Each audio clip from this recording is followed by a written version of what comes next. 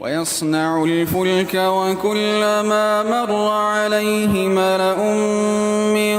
قومه سخروا منه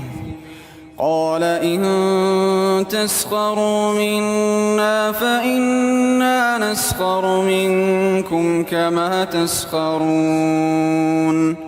فسوف تعلمون من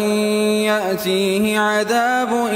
يخزيه ويحل عليه عذاب مقيم حتى إذا جاء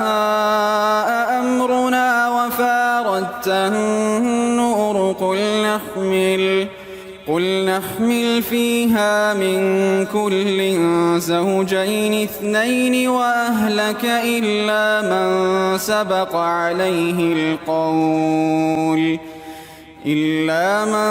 سبق عليه القول ومن آمن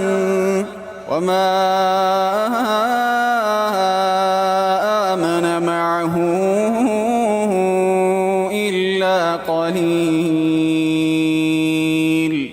وقال اركبوا فيها بسم الله مجريها ومرساها إن ربي لغفور رحيم وهي تجري بهم في موج كالجبال ونادى نوح ابنه وكان في معزل يا بني اركب معنا ولا تكن مع الكافرين قال سآوي إلى جبل يعصمني من الماء قال لا عاصم اليوم من أمر الله إلا من رحم وحال بينهما الموج فكان من المغرقين وقيل يا